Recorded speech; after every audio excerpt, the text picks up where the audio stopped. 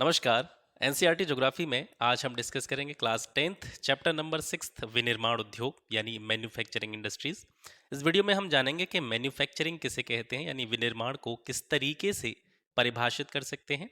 बहुत सारी जो विनिर्माण उद्योग इकाइयां हैं यानी जो भी मैन्युफैक्चरिंग इंडस्ट्रीज हैं जहां से लगातार प्रश्न पूछे जाते हैं परीक्षाओं में, उन सभी प्रमुख विनिर्माण उद्योगों को समझेंगे, उनकी अवस्थिति को जानेंगे। भारत में कौन कौन से प्रमुख उद्योग या विनिर्माण इकाइयां कहाँ कहाँ अवस्थित हैं, उन सभी चीज़ों को समझेंगे।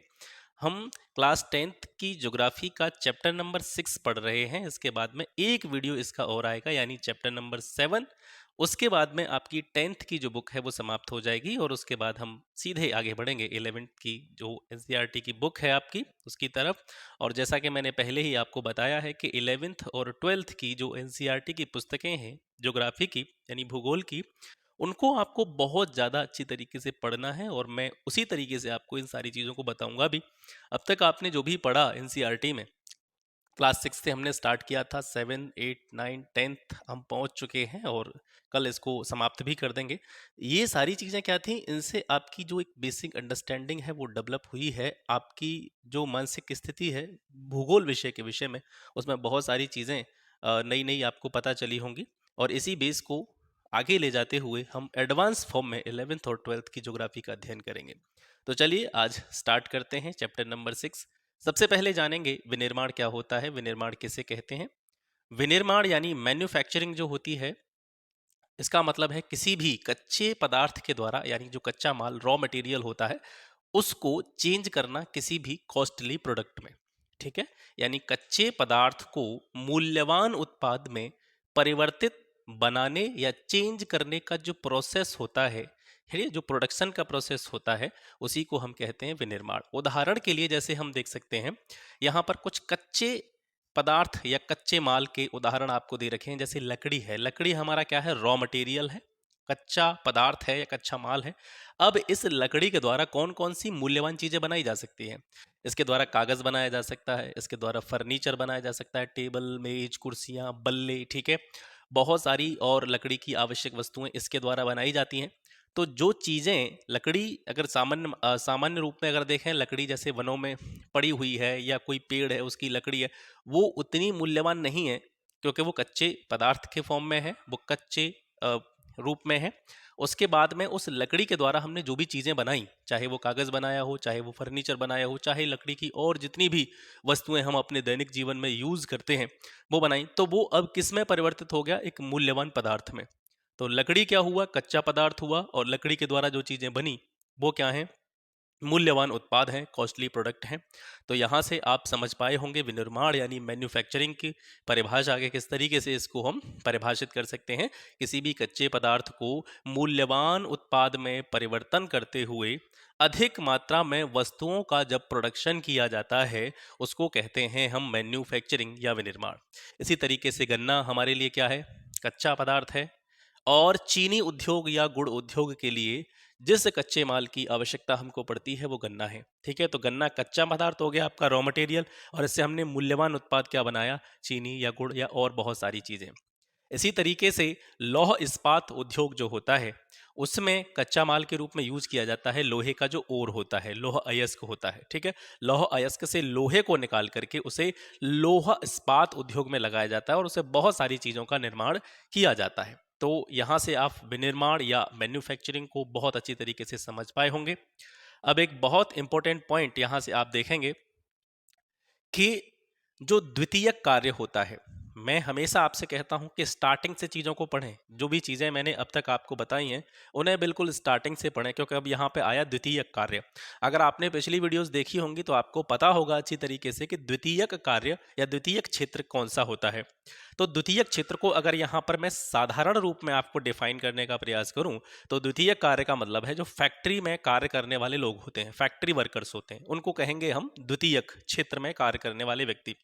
तो द्वितीयक कार्य जो होता है यानी जो फैक्ट्री वर्कर्स होते हैं उसमें जितने भी आदमी काम कर रहे हैं, जितने भी लोग काम कर रहे हैं, तो वो क्या करते हैं, वो कच्चे माल को परिष्कृत वस्तुओं में चेंज कर रहे हैं यानी मूल्यवान चीजों में चेंज कर रहे हैं। ठीक है, अब यहीं से मैं आपको थोड़ा सा और डिफाइन कर देता हूं कि तृतीयक कार्य क्या होगा। तृतीयक कार्य क्या होगा? जैसे देखो, प्राथमिक कार्य हो गया आपका कृषि या फिर जो भी कच्चा पदार्थ जिस जगह से हमको प्राप्त हो रहा है, रॉ मटेरियल जहां से भी हमको प्राप्त हो रहा है, वो आपका प्राथमिक कार्य हो गया। उस प्राथमिक कार्य से हमने क्या किया? मूल्यवान वस्तुएं बनाई। ठीक है, उस प्राथमिक कार्य से जो भी कच्चा माल हमको प्राप्त हुआ उससे हमने मूल्यवान वस्तुओं का उत्पादन किया, वो द्वितीय कार्य हो गया। और द्वितीय कार्य के बाद में, यानी जब निर्माण हो जाता है किसी भी चीज का, उसके बाद में वो मार्केट तक जाता है, बाजार तक जाता है। और उस बाजार तक जाने के बीच में जितनी भी जो मीडिएटर थिंग्स होती हैं, जो भी माध्यमिक चीजें होती हैं, जो उस परिष्कृत उत्पाद को बाजारों तक पहुंचाने या फिर व्यक्तियों तक पहुंचाने का कार्य करती हैं या उसमें सहयोग प्रदान करती हैं, वो सभी तृतीयक क्षेत्र की चीजें होती हैं। जैसे फैक्ट्री में कोई भी चीज़ बनी तो उसका क्या होगा? एडवर्टीजमेंट होगा, विज्ञापन होगा। जैसे आप टीवी पर विज्ञापन देखते होंगे कि ये तेल लगाने से बाल आ जाएंगे, या फिर ये जो क्रीम है ये आप बिल्कुल काले आदमी को गोरा बना देगी। तो इस तरीके से एडवर्टाइजमेंट चीज़ों का होता है, वो तृतीयक सेक्टर है, सर्विस सेक्टर है। इसके अलावा कह सकते हैं परिवहन जो है फैक्ट्री से और जो है रिटेल शॉप्स तक चीज़ों को ले जाना, उसके बाद में लोगों तक, मार्केट से लोगों तक चीज़ों को पहुंचाना, वो सभी जो है तृतीयक सेक्टर में आते हैं, तृतीयक कार्य में आते हैं। ठीक है, तृतीयक कार्य को हम संक्षेप में सेवा क्षेत्र भी कहते हैं, सर्विस सेक्टर भी कहते हैं। विनिर्माण का महत्व क्या है? मैन्युफैक्चरिंग की क्या क्या इंपॉर्टेंस है हमारे दैनिक जीवन में, विनिर्माण किस तरीके से उपयोगी है, उसको समझते हैं। सबसे पहला, विनिर्माण जो है, मैन्युफैक्चरिंग जो है, कृषि के आधुनिकीकरण में बहुत सहायक होता है। प्राचीन काल में कृषि करी जाती थी तो परंपरागत साधन होते थे, लकड़ी का हल होता था। ठीक है, छोटे छोटे जो औजार होते थे उनसे जो कृषक लोग जो हैं वो कार्य किया करते थे। धीरे धीरे जैसे जैसे टेक्नोलॉजी, प्रौद्योगिकी का डेवलपमेंट होता चला गया, लोहे का आविष्कार हुआ। लोहे के आविष्कार से बहुत सारे जो कह सकते हैं आप उपकरण है, अत्याधुनिक जो उपकरण है, कृषि यंत्र जो हैं, उनका डेवलपमेंट हुआ, उनका विकास हुआ। इससे कृषि क्षेत्र को क्या मिली? तीव्रता मिली। तो कृषि का जो मॉडर्नाइजेशन है, कृषि का जो आधुनिकीकरण है, वो किससे हुआ? मैन्युफैक्चरिंग इंडस्ट्री से हुआ। मैन्युफैक्चरिंग इंडस्ट्री में बहुत सारी चीज़ें बनाई गई। जैसे आप देखते हैं ट्रैक्टर है, ये भी एक मैन्युफैक्चरिंग इंडस्ट्री का प्रोडक्ट है। हैरो जो होते हैं, कल्टीवेटर होते हैं जो खेती में सहायता प्रदान करते हैं, ये भी मैन्युफैक्चरिंग इंडस्ट्री का एक प्रोडक्ट है। तो मैन्युफैक्चरिंग इंडस्ट्री से बहुत सारे उपकरण, यंत्र जो कि कृषि कार्य में सहायता प्रदान करते हैं, उनका विकास हुआ। तो यहाँ से हम कह सकते हैं कि मैन्युफैक्चरिंग कृषि के आधुनिकीकरण में सहायक है, पहला। अब इसके बाद में दूसरा है कि द्वितीयक तृतीयक सेवाएं जो हैं, द्वितीयक सेवाएं जो फैक्ट्री वर्कर्स होते हैं, कच्चे माल को परिष्कृत उत्पाद में बदलने का जो कार्य करते हैं, तो ये सेकेंडरी आपका जो फील्ड है ये हो गया। इसके बाद में फैक्ट्री से चीज़ों को बाजारों या सामान्य व्यक्तियों तक पहुंचाने का जो कार्य है वो सर्विस सेक्टर का है। तो द्वितीयक और तृतीयक सेवाओं में जो एम्प्लॉयमेंट देने का कार्य होता है वो भी विनिर्माण के द्वारा होता है। द्वितीयक और तृतीयक क्षेत्रों में लोगों को रोजगार उपलब्ध होता है विनिर्माण से ही। बेरोजगारी और गरीबी का उन्मूलन, यानी जब सीधी सी बात है, जब ज़्यादा से ज़्यादा लोगों को एम्प्लॉयमेंट मिलेगा, ज़्यादा से ज़्यादा लोगों को रोजगार मिलेगा, तो कहीं ना कहीं बेरोजगारी और गरीबी की जो समस्या है वो कहीं ना कहीं दूर होगी। क्षेत्रीय असमानताओं को कम करना, अलग अलग क्षेत्रों में क्या होता है, असमानताएं पाई जाती हैं। भारत विविधताओं का देश है, आप जानते हैं। हर जगह पर जो है एक ही प्रकार के, या पर कह सकते हैं प्रचुर मात्रा में संसाधन हमारे यहाँ उपलब्ध नहीं है, संसाधनों में भी विभिन्नता पाई जाती है। कहीं पर आप देखेंगे उद्योग धंधों की जो अवस्थिति है वो बहुत ज़्यादा है, किसी किसी क्षेत्र में बहुत सारी फैक्ट्रियाँ, बहुत सारी मैन्युफैक्चरिंग इंडस्ट्रीज लगी हुई हैं। कुछ क्षेत्र आपको ऐसे भी दिखाई देंगे जहाँ पर कोई भी रोजगार का साधन उपलब्ध नहीं है।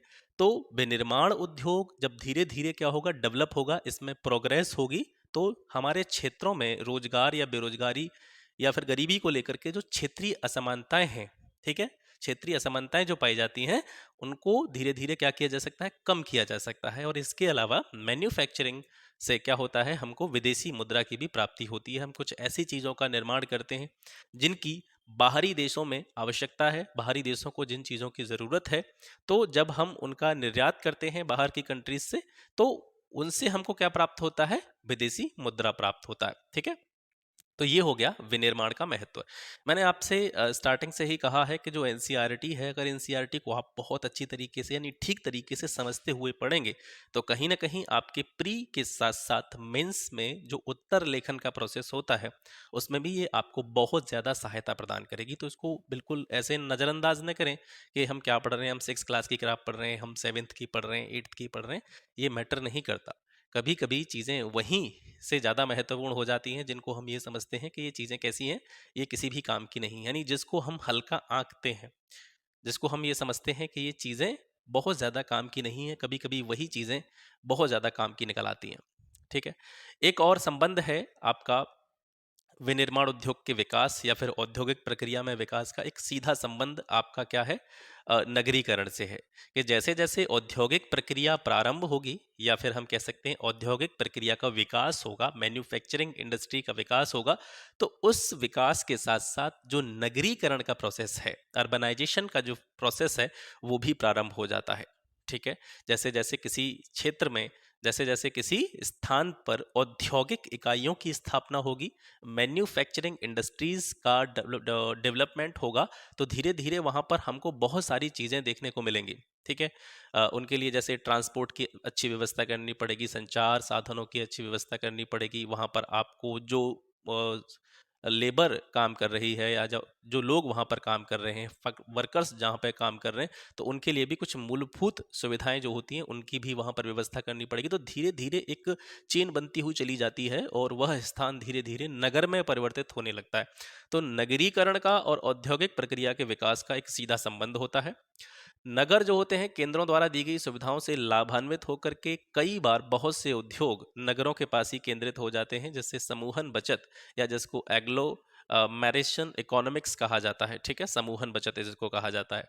उद्योगों की आदर्श अवस्थिति के बारे में बात करें कि उद्योग कहाँ पर स्थित हो सकते हैं, कहाँ पर उद्योगों की स्थापना की जा सकती है, उनके लिए एक आदर्श दशाएं क्या होती हैं। कि सबसे पहले तो आदर्श दशाएं यही होनी चाहिए कि उस स्थान पर कच्चा माल प्राप्त इजीली हो सके। ठीक है। उस स्थान पर कच्चा माल जो है प्राप्त करने की अच्छी व्यवस्था हो, जिससे कि उसकी लागत भी कम होगी। अगर हमको कच्चा माल कहीं बाहर से एक्सपोर्ट करना पड़ेगा, कहीं बाहर से हम कच्चा माल लेकर के आएंगे, तो कहीं ना कहीं उसकी लागत बढ़ेगी। तो उद्योग मेनली किस जगह पर बहुत अच्छी तरीके से डेवलप किया जा सकता है, जहां पर कच्चे माल की क्या हो, उपलब्धता हो, और कच्चे माल की उपलब्धता अगर उसी स्थान पर हो जाएगी तो कहीं ना कहीं उसकी लागत में कमी आएगी। ठीक है। उस स्थान पर उत्पादन की लागत जो है कम आनी चाहिए। उत्पादन का वितरण की लागत, यानी हमने प्रोडक्शन कर लिया, कच्चा माल हमको मिल गया, कच्चा माल हमने फैक्ट्री में ले गया, वर्कर्स की सहायता से हमने उसको परिष्कृत उत्पादों में चेंज किया, अच्छे अच्छे प्रोडक्ट वहाँ से बनाए, मूल्यवान उत्पाद का निर्माण हमने किया। उसके बाद में उसका जब डिस्ट्रीब्यूशन करना है तो उसके लिए भी हमको लागत का बड़ा ध्यान रखना पड़ेगा, उसकी लागत भी, डिस्ट्रीब्यूशन की लागत भी कम होनी चाहिए। और इसके साथ साथ में उस स्थान पर उद्योग की स्थापना का निर्णय तभी लिया जा सकता है जब ये सारी चीज़ें जो है अवेलेबिलिटी इन सारी चीज़ों की होगी, कि उत्पादन की लागत कम हो, उत्पादन के वितरण की लागत कम हो, इसके साथ साथ उस स्थान पर कच्चे माल की उपलब्धता की लागत भी कम हो। उद्योग और बाजार में संबंध क्या है? जब भी कोई इंडस्ट्री कह सकते हैं एस्टेब्लिश होती है, जब भी कोई उद्योग स्थापित होता है, तो सबसे पहले उसमें जिस चीज़ की आवश्यकता होती है वो है इन्वेस्टमेंट, यानी निवेश। ठीक है। और निवेश किस किस में किया जाता है, निवेश के जो सेक्टर्स हैं वो क्या क्या है, निवेश कहाँ कहाँ करेंगे आप? निवेश का मतलब है पैसा लगाना। इन्वेस्टमेंट, इन्वेस्टमेंट सबसे पहले कच्चे माल में करेंगे। कच्चा माल आपको चाहिए भाई, उद्योगों के आधार क्या है, कच्चा माल, रॉ मटेरियल। तो कच्चे माल के लिए हमको कच्चा माल प्राप्त करने के लिए हमको इन्वेस्टमेंट की आवश्यकता पड़ेगी, या कच्चे माल को जिस चीज़ से प्राप्त किया जा सकता है उसके लिए हमको निवेश की जरूरत पड़ेगी। ठीक है। पूंजी इसको हम कह सकते हैं। निवेश यानी उद्योग और बाजार के संबंध की अगर बात करें तो जहां से कच्चा माल प्राप्त हो रहा है उस स्थान से लेकर के उस चीज से जितनी भी चीजें बनाई जा रही हैं और वो बाजारों तक पहुंचाई जा रही हैं, उस पूरे प्रोसेस में पूंजी का एक अपना बड़ा विशेष स्थान होता है, यानी पैसे का बड़ा विशेष स्थान होता है। तो इन्वेस्टमेंट कच्चे माल में होगा, या कच्चे माल जिस चीज से प्राप्त हो रहा है उसमें इन्वेस्टमेंट हमको करना पड़ेगा। उत्पादन के घटक, उत्पादन प्रोडक्शन करने के लिए, कोई भी चीज को बनाने के लिए कच्चे माल के अलावा जिन अन्य चीज़ों की आवश्यकता होती है, वो किसी भी उद्योग या इकाई को स्थापित करने के लिए भूमि की आवश्यकता होगी। ठीक है। और जब भूमि की आवश्यकता हमको हो गई, या भूमि हमको मिल गई, उस पर हमने एक कह सकते हैं उद्योग स्थापित कर दिया, कि इंडस्ट्री हमने स्थापित कर दी, फिर उसमें काम करने के लिए हमको लेबर यानी श्रम की आवश्यकता होगी। ठीक है। पूंजी की आवश्यकता होगी, उद्यम, काम करने वाले लोगों की आवश्यकता होगी। ठीक है। अब यहाँ से क्या हुआ, हमको कच्चा माल मिला, कच्चा माल मिलने के बाद में हमको भूमि मिली। उस भूमि पर हमने कोई भी उद्योग जो है वो स्थापित किया, स्थापित करने के बाद में हमने लेबर की व्यवस्था करी, पूंजी की व्यवस्था करी। अब यहाँ से ये सारी चीज़ों की व्यवस्था हो गई, तो अब चीज़ें प्रोडक्शन होने का जो है स्टार्ट हो जाएंगी, चीज़ें बनना स्टार्ट हो जाएंगी कच्चे माल से। अब उस कच्चे माल को कहाँ तक ले जाना है हमको, कारखानों तक या फैक्ट्रियों तक ले जाना है, तो उसके लिए ट्रांसपोर्ट की जरूरत पड़ेगी, परिवहन की जरूरत पड़ेगी। अब जो माल तैयार हो गया, कारखानों से जो चीज़ें बन करके तैयार हो गई, प्रोडक्शन हमको मिलने लग गया, चीज़ें हमको मिलने लग गई, उसको कहाँ तक ले जाना है हमको, बाजारों तक। भाई बाजारों तक चीज़ों को ले जाएंगे तभी तो सामान्य लोगों तक वो चीज़ें पहुंच पाएंगी। तो उस चीज़ को बाजारों तक ले जाने के लिए फिर से हमको ट्रांसपोर्ट की जरूरत पड़ेगी। तो ये उद्योग और बाजार का क्या है, एक रिलेशन के लिए आप एक फ्लो चार्ट यहाँ से देख सकते हैं। और ऐसे फ्लो चार्ट्स का इस्तेमाल अगर हम कहाँ करते हैं, अपने मेंस के उत्तर लेखन में, ठीक है। जब भी आप मेंस दे रहे होते हैं और मेंस में जब भी आपको आंसर राइटिंग करनी होती है, तो सीधे रूप में चीज़ों को लिखने की अपेक्षा सीधे रूप में चीज़ों को बताने के बजाय अगर आप फ्लो चार्ट बना करके, डायग्राम बना करके इस तरीके से चीज़ों को अगर वहाँ पर प्रेजेंट करेंगे, तो कहीं ना कहीं जो उत्तर आपका चेक किया जाएगा, उत्तर की जांच की जाएगी, तो कहीं ना कहीं जो निरीक्षक होता है, जो आपके उत्तरों को चेक करेगा, उस पर एक अच्छा इम्पैक्ट पड़ता है। तो सीधे सीधे चीज़ों को लिखने की बजाय आप ये देखें कि उसमें आप किस तरीके से क्रिएटिविटी ला सकते हैं, किस तरीके से रचनात्मक उत्तर आप जो है वो लिख सकते हैं, ठीक है। अब उद्योगों का वर्गीकरण देखते हैं। रोजमर्रा के इस्तेमाल की विभिन्न चीजें जो हम यूज करते हैं दैनिक जीवन में, उसकी एक सूची बनाएं। जैसे कि हम ट्रांजिस्टर यूज करते हैं, बिजली के बल्ब यूज करते हैं, वनस्पति तेल हो गया, सीमेंट जो कि हम भवन निर्माण में यूज करते हैं, कांच का सामान यूज करते हैं, पेट्रोल हो गया, माचिस, स्कूटर, वाहन, दवाइयाँ, ये सारी ऐसी चीजें हैं जो हम अपने दैनिक जीवन में रोजमर्रा हम प्रयोग करते रहते हैं। यदि हम विशेष मापदंडों के आधार पर विभिन्न उद्योगों का क्लासिफिकेशन करें, वर्गीकरण करें, तो विनिर्माण को आसानी से समझ सकते हैं। जैसे अलग अलग चीजों के आधार पर हम उद्योगों को या विनिर्माण इकाइयों को अलग अलग भागों में बांट सकते हैं। जैसे कच्चे माल के स्रोत के आधार पर, कच्चे माल के स्रोत के आधार पर हम उद्योगों को दो भागों में बांट सकते हैं। एक हो गए आपके कृषि आधारित उद्योग और दूसरे हो गए खनिज आधारित उद्योग। यानी कुछ उद्योग ऐसे हैं जिनके लिए कच्चा माल कहाँ से प्राप्त होता है, एग्रीकल्चर क्षेत्र से प्राप्त होता है, कृषि क्षेत्र से प्राप्त होता है।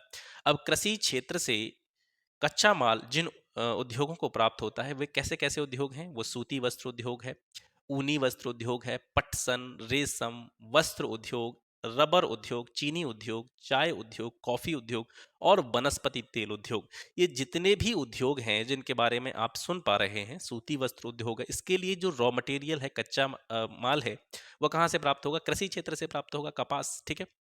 पटसन से बोरियां बनाई जाती हैं, बैग्स बनाए जाते हैं, ठीक है, जिनसे हम सामान बाजार से सामान लाते हैं, जिन बैग्स वगैरह में तो वो सारी चीज़ें पटसन से बनाई जाती हैं, ठीक है। इसके अलावा रेशम के जो वस्त्र होते हैं वो भी कृषि क्षेत्र से ही आते हैं, क्योंकि उनके लिए जो कच्चा माल है वो आपको रेशम उत्पादन, जो कि रेशम का जो प्रोडक्शन होता है, सेरीकल्चर जिसको हम कहते हैं, वहाँ से हमको प्राप्त होता है, वो भी कृषि के अंडर ही आता है। रबर के लिए जो कच्चा माल है वो हमको रबड़ की जो खेती होती है, पौधे होते हैं, पेड़ होते हैं, वहाँ से प्राप्त होता है। चीनी उद्योग के लिए गन्ना हमको कृषि क्षेत्र से प्राप्त होता है। चाय के लिए भी हमको जो कच्चा माल है वो भी चाय की खेती होती है, वहीं से प्राप्त होता है, ठीक है। कॉफ़ी हो गया। वनस्पति तेल के लिए हमको जितनी भी तिलहन फसलें होती हैं, राई हो गया, तिल हो गया, ठीक है, आपका सोयाबीन हो गया, कोकोनट हो गया, ये सारी चीज़ें हमको कहाँ से, कृषि क्षेत्र से प्राप्त हो रही हैं। भूमिका के आधार पर अगर उद्योगों का वर्गीकरण करें तो आधारभूत उद्योग और उपभोक्ता उद्योग, ठीक है, सॉरी यहाँ से ये रह गया। ये कृषि आधारित उद्योग के बारे में हम बात कर रहे थे, और दूसरा है आपका खनिज आधारित, कच्चे माल के स्रोत के आधार पर कृषि आधारित उद्योग और खनिज आधारित उद्योग। कृषि आधारित उद्योग को अभी हम समझ चुके हैं। अब कुछ ऐसे उद्योग हैं जिनका कच्चा माल हमको खनन से प्राप्त होता है, खनन प्रक्रिया के फलस्वरूप हमको वो चीज़ें प्राप्त होती हैं। लोहा और इस्पात उद्योग है, उसके लिए कच्चा माल हमको खनन से प्राप्त होगा। सीमेंट उद्योग के लिए हमको चूना पत्थर चाहिए, लाइमस्टोन जो होता है वो सीमेंट उद्योग के लिए यूज होता है, ये भी हमको खनन से प्राप्त होता है। एल्यूमिनियम मशीन जो होती हैं, इसके लिए भी हमको बॉक्साइट जो है इसकी आवश्यकता पड़ेगी, ये भी कहाँ से प्राप्त होगा, ये भी हमको खनन से प्राप्त होगा। औजार बनाना, जितने भी सारे औजार बनाए जाते हैं, यंत्र बनाए जाते हैं, उनके लिए लोहे की आवश्यकता भी हमको खनन के फलस्वरूप, यानी खनिज आधारित उद्योग हो गया। पेट्रो रसायन उद्योग, जो कि खनन के फलस्वरूप जो कच्चा तेल निकाला जाता है उस पर डिपेंड होता है पेट्रो रसायन इंडस्ट्री, ठीक है। तो कच्चे माल के सोर्स के आधार पर अगर हम डिवाइड करें उद्योगों को, तो दो भागों में बांट सकते हैं, जिनके बारे में भी आपने पढ़ा। प्रमुख भूमिका के आधार पर उद्योगों को कितने भागों में बांट सकते हैं, दो भागों में। एक आधारभूत उद्योग हो गए आपके, एक उपभोक्ता उद्योग हो गए। आधारभूत उद्योग किसे कहते हैं, पहले इसको समझें। आधारभूत उद्योग क्या है, जिनके उत्पादन या कच्चे माल पर दूसरे उद्योग निर्भर हैं, ठीक है। यानी जैसे लोहा इस्पात उद्योग की अगर मैं बात करूं, तो लोहा इस्पात उद्योग जब खनन के फलस्वरूप हमको अयस्क के रूप में सारी चीज़ें प्राप्त होती हैं रॉ मटेरियल के रूप में, वहाँ से आप लोहा निकाल रहे हैं या फिर लोहे से फिर हम फैक्ट्रियों में या उद्योगों में जाकर के लौह इस्पात का निर्माण कर रहे हैं। तो ये ऐसी चीज़ें हैं, ये आधारभूत चीज़ें हैं। जैसे लोहा लोहा आपने खनन के फलस्वरूप लोहा प्राप्त किया, अयस्क प्राप्त किया, अयस्क से लोहे का निष्कर्षण किया। अब जो लोहा हमको प्राप्त हुआ है, अब ये लोहा किसके लिए ज़रूरी है? लोहे से आप इमेजिन करके देखिए कितनी सारी चीज़ें आपके आसपास दिखाई देंगी आपको जो लोहे से बनाई जा रही हैं। तो जो भी अन्य वस्तुएं हैं जो लोहे से निर्मित हैं या लोहे से बनाई जा रही हैं, उनके लिए एक बेस का काम कौन कर रहा है? लोहा। ठीक है। तो आधारभूत उद्योग वही उद्योग है जिनके उत्पादन या कच्चे माल पर दूसरे उद्योग डिपेंड हैं, दूसरे उद्योग उस पर निर्भर हैं। तांबा प्रगलन, ठीक है, तांबा निकाल रहे हैं हम, कॉपर निकाल रहे हैं पाइराइट अयस्क से। अब ये तांबा किस किस चीज़ में यूज हो रहा है? आप देखिए बहुत सारी चीज़ों में यूज हो रहा है। ठीक है, तो तांबा जो है अन्य उद्योगों के लिए एक आधारभूत चीज़ है। पंखे, सिलाई मशीन, इन सभी चीज़ों में ये सारी चीज़ें यूज होती हैं। पूंजी के निवेश के आधार पर उद्योगों को अलग अलग भागों में बांटा जा सकता है। जैसे जो भी लघु उद्योग होते हैं, लघु उद्योगों का वर्तमान में जैसे अधिकतम निवेश सीमा जो है वो 1 करोड़ रुपए तक स्वीकार्य है। एनसीईआरटी क्लास 10th यह बताती है कि लघु उद्योग क्या है, जिसमें अधिकतम पैसा कितना लगा हो उस उद्योग को स्थापित करने में 1 करोड़, 1 करोड़ से ज्यादा उसमें नहीं लगा हो तो वो लघु उद्योग की श्रेणी में आएगा। ठीक है। इसके बाद में स्वामित्व के आधार पर अलग अलग भागों में बांटा जा सकता है उद्योगों को। जैसे आपके सार्वजनिक क्षेत्र के उद्योग हो गए, निजी क्षेत्र के उद्योग हो गए, संयुक्त क्षेत्र के उद्योग हो गए और सहकारी क्षेत्र के उद्योग हो गए। सार्वजनिक मतलब है पब्लिक सेक्टर, यानी एक तरह से हम कह सकते हैं सरकारी आधिपत्य में जो सारी चीजें आती हैं, सरकार के नियंत्रण में जो चीजें आती हैं, वो सार्वजनिक क्षेत्र के उद्योग होते हैं। जैसे भेल, BHEL, जिसको हम भारत हैवी इलेक्ट्रॉनिक्स लिमिटेड कहते हैं, या फिर सेल हो गई, स्टील अथॉरिटी ऑफ इंडिया।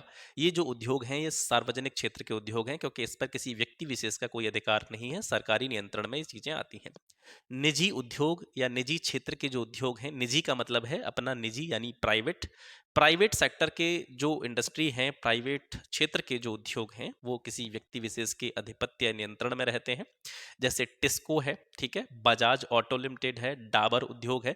इन पर गवर्नमेंट का कोई कंट्रोल नहीं है, गवर्नमेंट का कोई नियंत्रण नहीं है, ये किसी व्यक्ति विशेष के द्वारा स्थापित किए गए उद्योग हैं। इसके बाद में सहकारी उद्योग, सॉरी, संयुक्त उद्योग आते हैं। संयुक्त उद्योग का मतलब है, संयुक्त का मतलब आप समझ ही रहे हैं, जॉइंट इंडस्ट्री जो होती है उसमें निजी और सार्वजनिक क्षेत्र दोनों मिलकर के कार्य करते हैं। ठीक है, जिनका स्वामित्व राज्य सरकार और निजी क्षेत्र के संयुक्त प्रयास में चलाया जा रहा हो, मतलब जिसमें सरकार की भी भूमिका है और इसके साथ साथ में निजी क्षेत्र के व्यक्तियों की भी भूमिका है। दोनों सम्मिलित रूप से उस उद्योग को रन कर रहे हैं, उस उद्योग का संचालन कर रहे हैं, तो वो संयुक्त क्षेत्र का उद्योग हो जाता है। और इसका एक उदाहरण है ऑयल इंडिया लिमिटेड। ठीक है, ऑयल इंडिया लिमिटेड, OIL। इसके बाद में आता है आपका सहकारी उद्योग, जिनका स्वामित्व यानी जिनका अधिकार क्षेत्र है वो कच्चे माल की आपूर्ति करने वाले उत्पादक और श्रमिक दोनों के हाथों में होता है, उसको हम सहकारी उद्योग कहते हैं। इसमें संसाधनों का जो कोष होता है, कहते हैं संसाधनों का जो भंडार होता है वो संयुक्त होता है, दोनों व्यक्तियों का इस पर अधिकार होता है। लाभ हानि का विभाजन भी अनुपातिक रूप से समान होता है। जैसे महाराष्ट्र के चीनी उद्योग हो गए, केरल के नारियल पर आधारित उद्योग हो गए, ये सभी जो हैं ये तरह से हम कह सकते हैं जो कच्चे माल की आपूर्ति कर रहे हैं। जैसे महाराष्ट्र के चीनी उद्योग हैं तो चीनी में कच्चा माल जो उनको प्रोसेस कर रहे हैं, कच्चा माल जो प्रदान कर रहे हैं वो खेती करने वाले लोग हो गए, और इसके अलावा जो उसमें काम कर रहे हैं फैक्ट्री में, वो दोनों मिल करके इस चीज़ को चलाते हैं। केरल में नारियल की खेती बहुत ज़्यादा होती है, तो नारियल उत्पादक जो लोग हैं जो नारियल का प्रोडक्शन कर रहे हैं वो हो गए, और इसके साथ साथ जब वो चीज़ फैक्ट्री में जा रही है और नारियल से जितनी भी चीज़ें बनाई जा रही हैं, चाहे वो ऑयल हो या फिर कह सकते हैं रॉ मटेरियल, या फिर कह सकते हैं उसका जो बाज़ारों में आप जो देखते हैं नारियल जो कि विभिन्न चीज़ों में यूज़ होता है, वो दोनों मिलकर के ही एक समान रूप से इस कार्य को करते हैं। उसमें जो प्रॉफिट होता है वो भी उसमें जो है आनुपातिक रूप से विभाजन उसका किया जाता है। इसके अलावा जो लॉस होता है, उसमें हानि होती है, उसका भी आनुपातिक रूप से विभाजन किया जाता है। कच्चे तथा तैयार माल की मात्रा और भार के आधार पर उद्योगों को दो भागों में बांटते हैं। जैसे एक भारी उद्योग हो गए, एक हल्के उद्योग हो गए। भारी उद्योग वो होते हैं जैसे कह सकते हैं एक तरह से जो ऐसे उद्योग जो धातुओं पर आधारित हैं, जैसे लोहा इस्पात उद्योग। हल्के उद्योग वो होते हैं जो कम भार और कच्चे माल का प्रयोग करके हल्के तैयार माल का उत्पादन करते हैं। जैसे एक तरह से हम कह सकते हैं इलेक्ट्रिकल जो इंडस्ट्री है, विद्युतीय उद्योग है, उसमें छोटे छोटे उपकरण बनाए जाते हैं, बहुत छोटी छोटी चीजें बनाई जाती हैं, वो हल्के उद्योग में आते हैं। ठीक है, अब वन बाय वन अलग अलग जो उद्योग हैं उनको थोड़ा सा समझते हैं। सबसे पहले बात करेंगे सूती वस्त्र उद्योग के बारे में।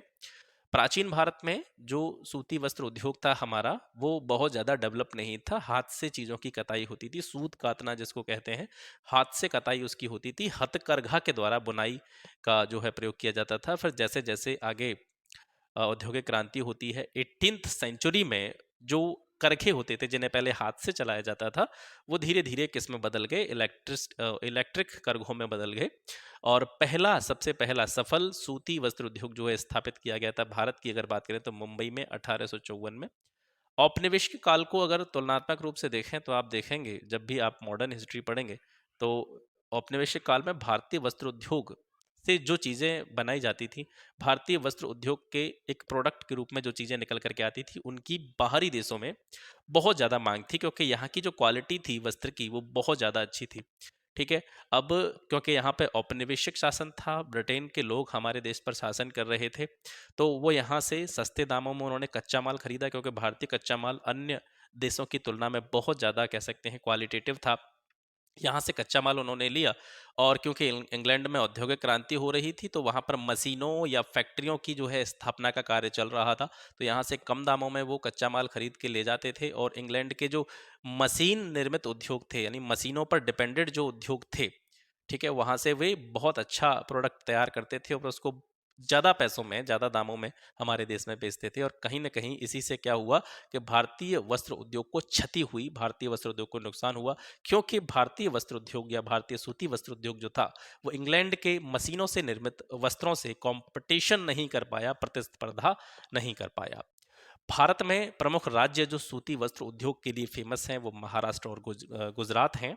और भारतीय सूती वस्त्र जिन जिन देशों को भेजा जाता है, या फिर इस तरीके से कहें कि भारतीय सूती वस्त्र के आयातक देश कौन से हैं, तो जापान हो गया, यूएसए, इंग्लैंड, रसिया, फ्रांस, पूर्वी यूरोप कंट्री जो है, पूर्वी यूरोप की जो देश हैं, नेपाल हो गया, इसके अलावा सिंगापुर, श्रीलंका, अफ्रीका, इन देशों को भारत के सूती वस्त्र का जो है निर्यात किया जाता है, या ये लोग जो है भारतीय सूती वस्त्र का आयात करते हैं। भारत की भागीदारी या भारत की जो कंट्रीब्यूशन है इंटरनेशनल लेवल पर सूती वस्त्र उद्योग में, वो पूरे अंतर्राष्ट्रीय व्यापार का एक चौथाई हिस्सा है।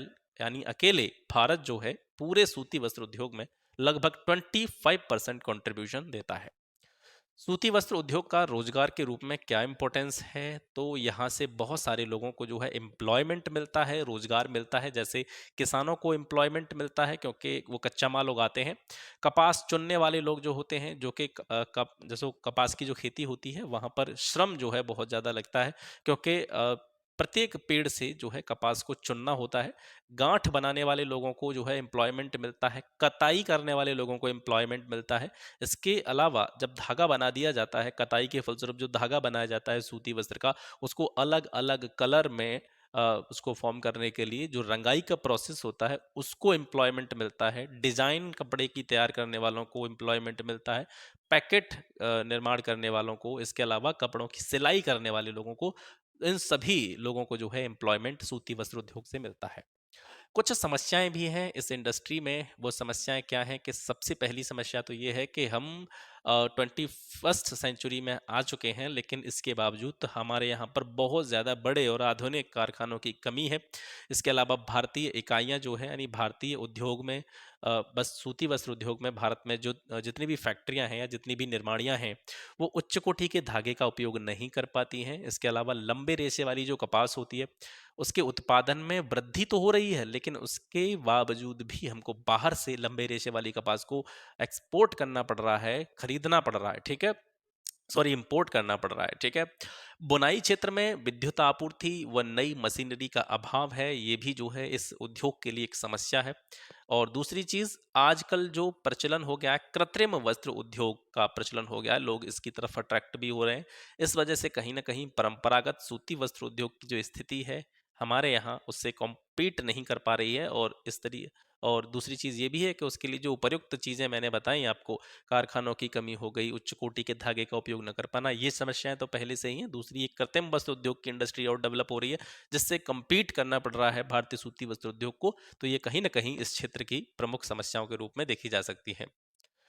इसके बाद में पटसन उद्योग, भारत की अगर बात करें तो पटसन और पटसन से निर्मित जितनी भी चीजें होती हैं उसका सबसे बड़ा उत्पादक जो है देश है। बांग्लादेश के बाद में दूसरा सबसे बड़ा निर्यातक है भारत। पहला पटसन उद्योग अगर बात करें तो रिशरा, जो कि कलकत्ता के पास है, 1855 में यहाँ पर पहला पटसन उद्योग स्थापित किया गया था। अब जैसे ही विभाजन हुआ था तो विभाजन के बाद में 3/4 जूट उत्पादक क्षेत्र थे, लगभग 75% जो जूट प्रोडक्टिव एरिया थे वो पूर्वी पाकिस्तान में चले गए, बांग्लादेश में चले गए। ठीक है। अब जो भी पटसन उद्योग हैं, ज्यादातर पटसन उद्योग की बात करें हम भारत में, उनकी अधिकांश अवस्थिति कहाँ पाई जाती है? पश्चिम बंगाल में हुगली नदी के तट पर। तो ये प्रश्न कई बार पूछा भी गया है, तो यहाँ से इसके जो पीछे के कारण हैं उनको थोड़ा सा समझिए कि पटसन उद्योग भारत में अधिकांश रूप में पश्चिम बंगाल के हुगली नदी के तट पर क्यों अवस्थित है, इसके पीछे के कारण क्या हैं।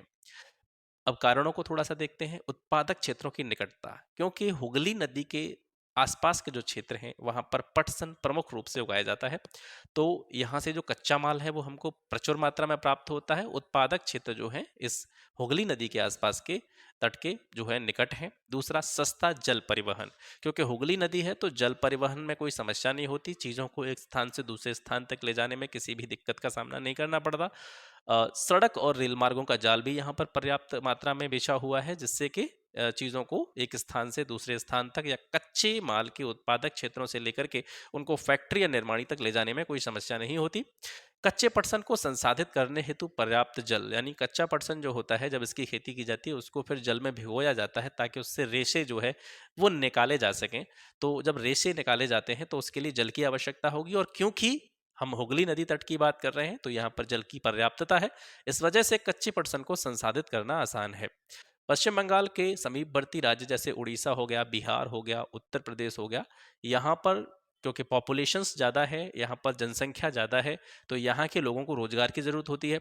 और इस क्षेत्र में हमको क्या चाहिए? श्रमिक चाहिए। तो क्योंकि ये जो क्षेत्र हैं, उड़ीसा हो गया, बिहार हो गया, उत्तर प्रदेश हो गया, ये उसके निकटवर्ती राज्य हैं, और निकटवर्ती राज्य होने के चलते यहाँ से सस्ता श्रमिक जो है इस उद्योग को मिल पाता है।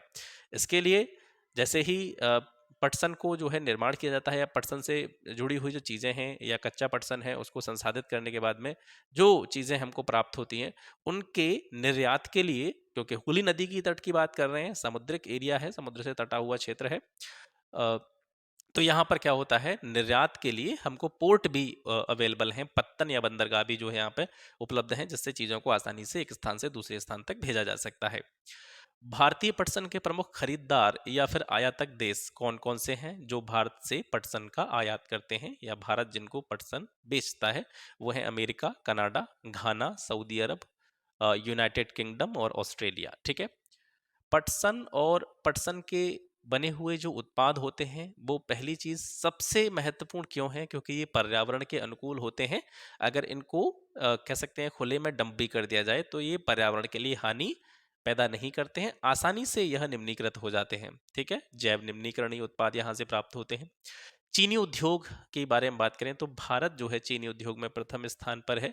चीनी मिलें देखी जाए भारत में तो उत्तर प्रदेश, बिहार, महाराष्ट्र प्रमुख रूप से इन 3 स्टेट्स में है। इसके अलावा कर्नाटक में भी है, तमिलनाडु, आंध्र प्रदेश, गुजरात, पंजाब, हरियाणा, मध्य प्रदेश, इन स्टेट्स में भी जो है चीनी मिलें पाई जाती हैं। चीनी मिलों का लगभग 60% 3 स्टेट्स में ही मिलता है, यूपी, बिहार, महाराष्ट्र। ये अकेले पूरे भारत में जितनी भी चीनी मिलें हैं उनका 60% भाग अकेले इन 3 राज्यों में संकेंद्रित है। चीनी उद्योग की प्रमुख चुनौतियां क्या हैं? सबसे पहला तो ये है कि ये एक अल्पकालिक उद्योग है। अल्पकालिक उद्योग मतलब वर्ष भर जो है चीनी मिलें नहीं चल पाती हैं, क्योंकि गन्ने की फसल जो है भारत में वर्ष भर नहीं होती है। साल भर गन्ना नहीं उगाया जाता है, एक विशेष मौसम में और एक विशेष समयावधि में ही गन्ने का उत्पादन होता है। इस वजह से यह उद्योग जो है अल्पकालिक उद्योग है, मतलब इसमें काम करने वाले जो श्रमिक हैं उनको रेगुलर रोजगार नहीं मिल पाता है। दूसरी चीज के चीनी उद्योग में जो भी टेक्नोलॉजी इस्तेमाल हो रही है, जिस तकनीकी के द्वारा इस प्रकार के जो उद्योग हैं वो चलाए जा रहे हैं, उसमें वही पुरानी तकनीकी का इस्तेमाल हो रहा है। इसमें कोई नवीकृत चीज़ें इम्प्लीमेंट इसमें नहीं की गई हैं। परिवहन असक्षमता, हमारे देश में परिवहन का एक पर्याप्त जाल होने के बावजूद गन्ने का समय पर कारखानों तक न पहुंच पाना भी चीनी उद्योग में एक प्रमुख चुनौती के रूप में देखा जा सकता है। इसके अलावा जो खोई होती है, बैगेज जिसको कहा जाता है। अब खोई क्या होती है, यानी जब भी अ, चीनी उत्पादन किया जाता है फैक्ट्रियों में गन्ने के द्वारा, जो वेस्टेज मटेरियल होता है, ठीक है, या जो कह सकते हैं गन्ने से रस निकालने के बाद में जो उसका जो कचड़ा बचता है, ठीक है, उसका इस्तेमाल हम अधिकतम नहीं कर पाते हैं। ये भी चीनी उद्योग की प्रमुख चुनौती है। लोहा और इस्पात उद्योग के बारे में देखते हैं। ये एक आधारभूत उद्योग है। अभी हम बात कर रहे थे कि आधारभूत उद्योग क्या होता है, उसको मैंने आपको बहुत अच्छी तरीके से समझाया था। बेसिक उद्योग है। और आधारभूत उद्योग क्यों है, क्योंकि यहाँ से लोहा और इस्पात उद्योग से जो लोहा या इस्पात हमको प्राप्त होता है, वो अन्य उद्योगों के लिए एक कच्चे माल का काम करता है। जैसे कोई भी भारी उद्योग या हल्के या मध्यम उद्योग हैं, तो इस चीज से बनी हुई जो मशीनरी होती है, लोहा और इस्पात से जो मशीनें बनाई जाती हैं, उस पर डिपेंड करते हैं अन्य उद्योग। लोहा इस्पात उद्योग के लिए लौह अयस्क, कोकिंग कोल और चूना पत्थर का जो रेशियो होता है वो 4-2-1 होता है, याद रखेंगे, ठीक है। लौह इस्पात उद्योग में, यानी जब भी हम कोई लौह इस्पात उद्योग संचालित कर रहे हैं, तो उसमें लौह अयस्क का मान लो कि 4 भाग, या ऐसे एक तरीके से हम ये कहते हैं, जैसे मान लो 400 ग्राम हमको लौह अयस्क चाहिए, 200 ग्राम हमको कोकिंग कोल चाहिएगा उसमें, और 100 ग्राम हमको चूना पत्थर चाहिएगा, ठीक है। तो इस तरीके से ये एक रेशियो है लौह अयस्क, कोकिंग कोल और चूना पत्थर का। इस्पात को कठोर बनाने में इस्पात में क्या मिलाया जाता है, मैंगनीज मिलाई जाती है। बहुत इंपॉर्टेंट टॉपिक है, याद रखेंगे। भारत स्पंज लौह, ठीक है, लौह का एक प्रकार होता है, लोहे का एक प्रकार होता है। स्पॉन्ज लौह का सबसे बड़ा जो है उत्पादक देश है इंडिया। कुछ प्रमुख लौह और इस्पात संयंत्रों के बारे में बात करते हैं। यहाँ से प्रीलिम्स में कई बार पूछे भी जाते हैं प्रश्न के, बोकारो या जमशेदपुर जो लौह इस्पात संयंत्र हैं, ये किस राज्य में है, ये झारखंड में है। बर्नपुर और दुर्गापुर ये पश्चिम बंगाल में है। भिलाई छत्तीसगढ़ में है आपका। राउरकेला आपका उड़ीसा में है। भद्रावती, विजयनगर ये आपके कर्नाटक में पड़ते हैं। सेलम जो है ये आपका तमिलनाडु में है, ठीक है। इसके बाद में भारत में लौह इस्पात उद्योग के पूर्ण संभाव्य विकास में कौन कौन सी समस्याएं हमको देखने को मिलती हैं, कि सबसे पहली समस्या है कि इस उद्योग में जो लागत आती है, ठीक है, कॉस्ट आती है, वो बहुत ज्यादा आती है। दूसरी, हमारे यहाँ कोकिंग कोयले की उपलब्धता सीमित है, जो कि लौह इस्पात उद्योग में एक प्रमुख पदार्थ के रूप में जाना जाता है। इसमें कम श्रमिक हमको मिल पाते हैं, श्रमिकों की उत्पादकता कम है। दूसरी, ऊर्जा की अनियमित आपूर्ति, ऊर्जा की जो आपूर्ति है वो पूरी तरीके से, बढ़िया तरीके से, कहते हैं, नियमित रूप में नहीं हो पाती है। और अवसंरचना, जो स्ट्रक्चर है इस इंडस्ट्री का, वो पूरी तरीके से विकसित नहीं है। अविकसित अवसंरचना इसमें देखी जा सकती है। एल्यूमिनियम प्रगलन या इसको स्मेल्टिंग कहते हैं, इसको देखते हैं कि भारत में दूसरा सर्वाधिक महत्वपूर्ण धातु शोधन उद्योग है। गुण अगर बात करें एल्यूमिनियम का, तो हल्का होता है ये वजन में। दूसरा, जंग अवरोधी होता है, इसमें आसानी से जंग नहीं लगता है। ऊष्मा का सुचालक होता है। उपयोग की बात करें तो हवाई जहाज बनाने में इसका यूज किया जाता है, क्योंकि ये हल्के होने के साथ साथ मजबूत भी होता है। दूसरा, बर्तन बनाने में। तीसरा, तार बनाने में भी इसका यूज किया जाता है। एल्यूमिनियम प्रगलन संयंत्र कहाँ कहाँ है, ये उड़ीसा, पश्चिम बंगाल, केरल, उत्तर प्रदेश, महाराष्ट्र, छत्तीसगढ़ और तमिलनाडु में अवस्थित है।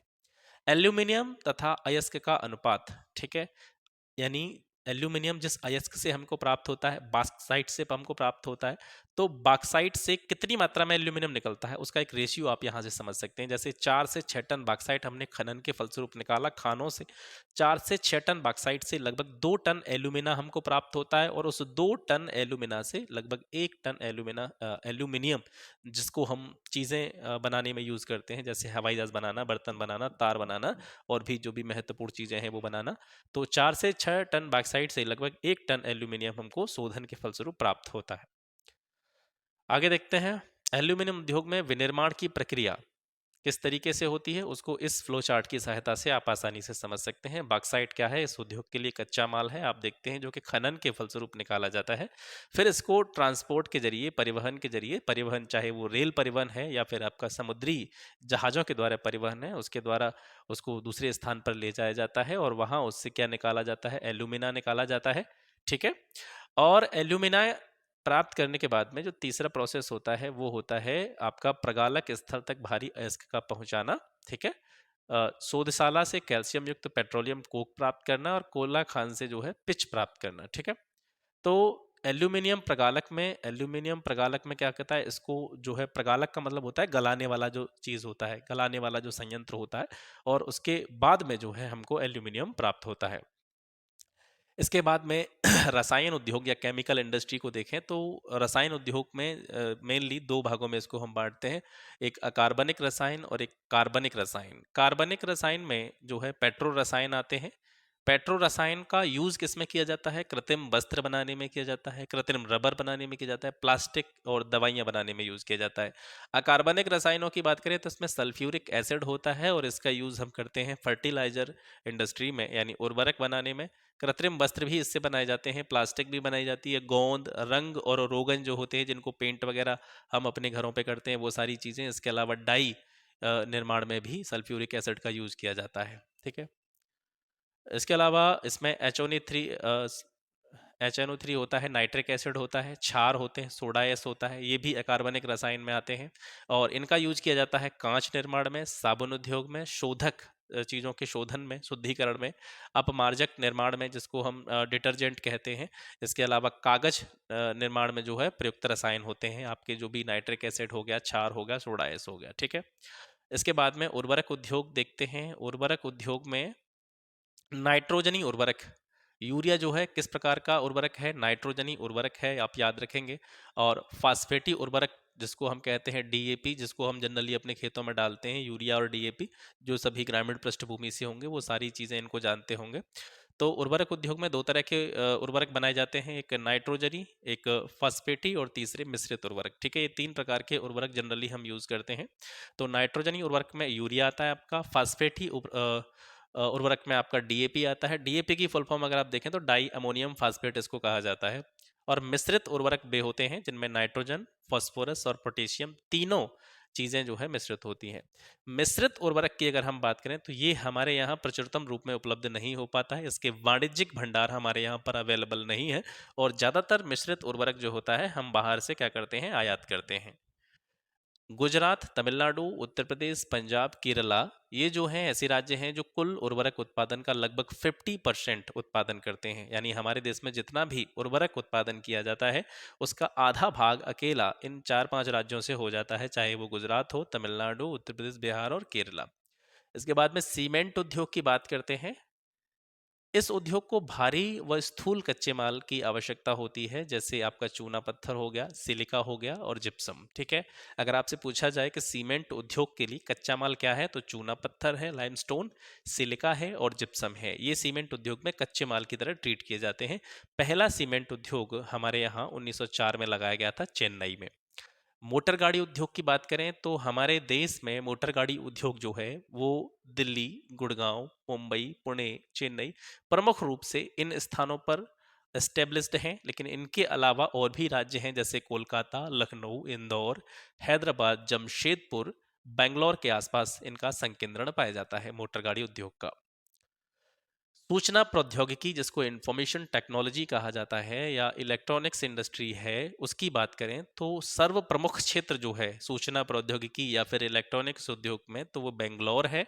इसको इलेक्ट्रॉनिक कैपिटल ऑफ इंडिया कहा जाता है, भारत की कह सकते हैं इलेक्ट्रॉनिक राजधानी बेंगलोर को कहा जाता है। अन्य उत्पादक केंद्र जैसे देखें तो मुंबई, दिल्ली, हैदराबाद, पुणे, चेन्नई, कोलकाता, लखनऊ, यहाँ पे भी सूचना प्रौद्योगिकी और इलेक्ट्रॉनिक उद्योग जो है संकेंद्रित हैं। प्रमुख रूप से बेंगलोर जो है इसके लिए जाना जाता है।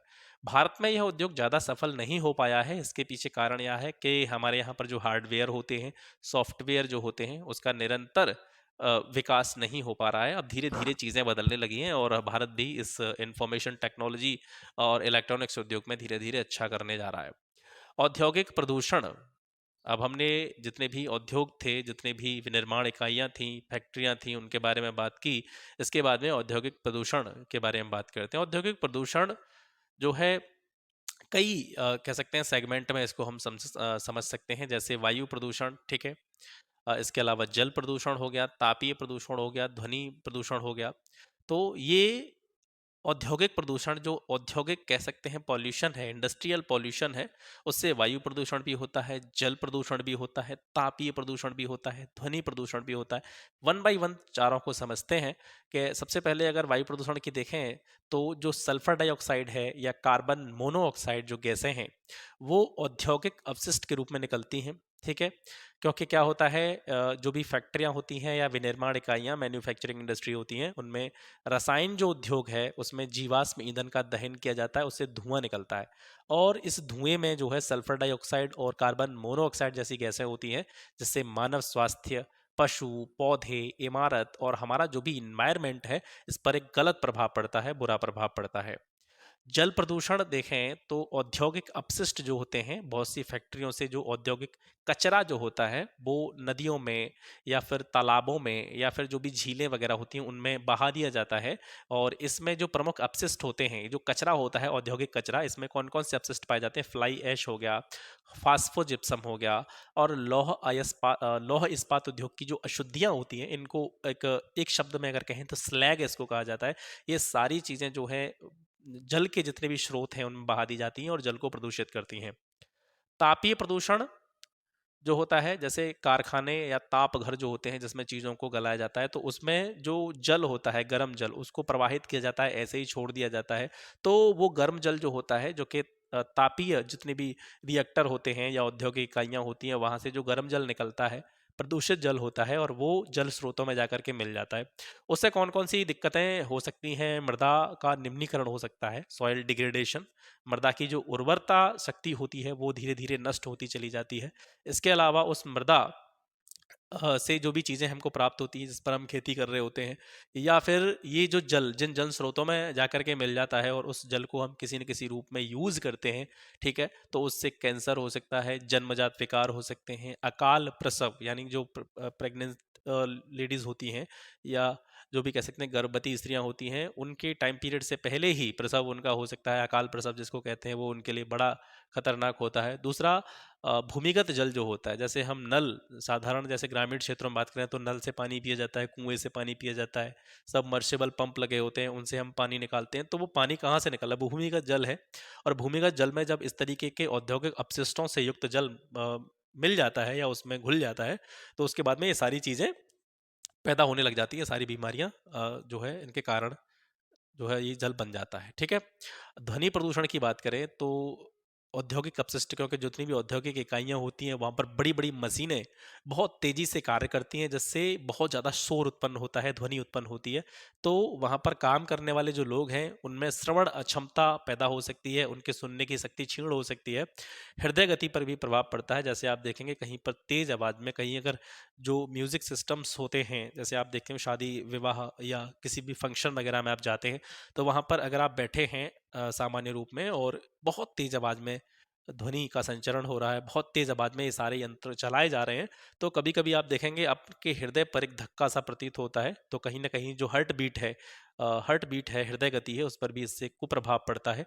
ब्लड प्रेशर पर भी इससे प्रभाव पड़ता है। एक तरह से आदमी में खिन्नता उत्पन्न हो जाती है, चिड़चिड़ापन जो है वो उसको उत्पन्न होने लगता है और एक तरह से उत्तेजना सी उसको प्रकट होती है। ठीक है, तो ये ध्वनि प्रदूषण के लक्षण होते हैं या उसके द्वारा उत्पन्न होने वाली जो भी कह सकते हैं चीजें होती हैं।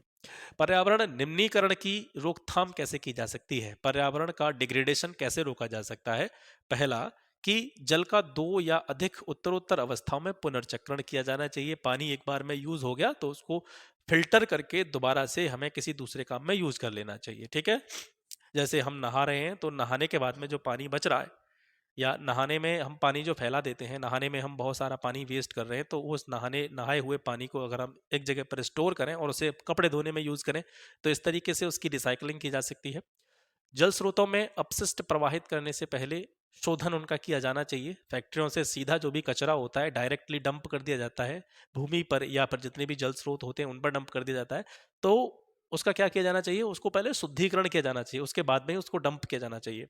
तो उसके शोधन के 3 चरण हो सकते हैं। पहला, उसको यांत्रिक साधनों के द्वारा उसको शुद्ध कर दिया जाए, उसको प्राथमिक चरण बोलेंगे हम। जैविक प्रक्रियाओं के द्वारा उसको शुद्ध किया जाए, इसको द्वितीयक चरण बोलेंगे। और तीसरा, जैविक, रासायनिक या भौतिक प्रक्रियाओं के द्वारा उसका शुद्धिकरण या पुनर्चक्रण किया जाए, इसको हम तृतीयक चरण के अंतर्गत रखेंगे।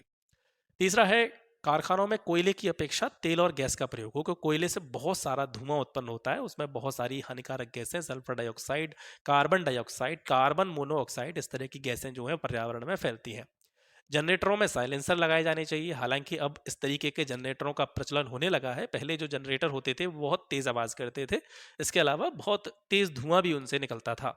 तो जनरेटरों में आवाज को कम करने के लिए साइलेंसर का यूज होना चाहिए। और दूसरा के अत्याधुनिक जो भी जनरेटर, अब इलेक्ट्रिक जनरेटर जो है वो आ गए हैं, जो कि बहुत कम आवाज़ करते हैं चलने में और बहुत कम पॉल्यूशन फैलाते हैं। इस तरीके के जनरेटरों का इस्तेमाल होना चाहिए। दूसरा कि जहाँ पर बड़े बड़े उद्योग हैं और या जहाँ पर ध्वनि ज़्यादा पैदा होने की संभावना रहती है, तो वहाँ पर ध्वनि को एब्सॉर्ब करने वाले, ध्वनि को अवशोषित करने वाले उपकरणों का इस्तेमाल हमको ज़्यादा से ज़्यादा मात्रा में करना चाहिए। इस तरीके से हम अपने पर्यावरण को डिग्रेड होने से बचा सकते हैं। ठीक है, तो ये हो गया आज का सेशन। आशा करता हूँ आपको पसंद आई होंगी चीज़ें। विनिर्माण उद्योग के बारे में आज हम पढ़ रहे थे। जल्दी ही इसका जो नेक्स्ट पार्ट है, 7th चैप्टर जो है क्लास 10th का, वो भी आपको मिल जाएगा। और उसके साथ ही आपकी जो 10th क्लास की बुक है वो समाप्त हो जाएगी। मैं आशा करता हूँ आप पिछली चीज़ों का अच्छी तरीके से रिवीजन कर रहे होंगे। रिवीजन जो है पढ़ने से ज़्यादा महत्वपूर्ण होता है। आप ज़्यादा चीज़ों को पढ़ें और उसकी अपेक्षा दूसरी साइड में आप कम चीज़ें पढ़ें, लेकिन उनका ज़्यादा से ज़्यादा रिवीजन करें, तो वो चीज़ें कहीं ना कहीं ज़्यादा इफेक्टिव होती हैं। तो पुरानी चीज़ों का रिवीजन आप करते चलें। अब आप इतने सक्षम हो चुके हैं, अब तक आपने इतनी सारी चीज़ें पढ़ ली हैं कि अब जब 11th और 12th आप पढ़ेंगे तो आपको, मैं मानता हूं कि कोई समस्या आपको पैदा नहीं होगी। किसी भी तरह की दिक्कतें चीज़ों को समझने में आपको महसूस नहीं होंगी। ठीक है, तो 11th 12th को हमको बहुत अच्छी तरीके से पढ़ना है। एक चैप्टर या एक वीडियो आप मान सकते हैं, इसके बाद में आएगा। फिर उसके बाद में आपका रियल जर्नी जो है ज्योग्राफी की वो स्टार्ट हो जाएगी। और यकीन मानिए एनसीईआरटी पूरी कंप्लीट करने के बाद में, यानी 12th तक आप जब पूरा कर लेंगे, तो आपको कोई भी बुक पढ़ने की आवश्यकता नहीं होगी। इस बात की मैं गारंटी लेता हूँ। और चाहे आपका प्रीलिम्स हो चाहे आपका मेंस हो, दोनों में ही ये चीज़ काफ़ी ज़्यादा हेल्पफुल आपके लिए रहेगी। ठीक है, इसी तरह के वीडियोस आपको आते रहेंगे, इसी तरह की जो इन्फॉर्मेशन है आपको मिलती रहेगी। अगर आपको ऐसा लगता है कि ये वीडियो आपके लिए, या ये जो सीरीज़ मैंने चला रखी है, ये आपके लिए किसी भी रूप में थोड़ा सा भी लाभ दे रही है, तो इस चैनल को अपना सपोर्ट बनाए दें। इस पर अपना जो है अपने विचार जो होते हैं, अपनी जो भी रिस्पॉन्स जो होता है वो आप देते रहें, सपोर्ट बनाए रखें। और आपको लगता है यहाँ से हमको फ़ायदा नहीं मिल रहा है, तब भी हम आपके लिए काम करने के लिए लगातार प्रतिबद्ध हैं और उसको और बेहतर तरीके से हम काम करने का प्रयास करेंगे। तो मिलते हैं आपसे फिर एक नेक्स्ट वीडियो में एक नए टॉपिक के साथ में। तब तक के लिए नमस्कार, जय हिंद।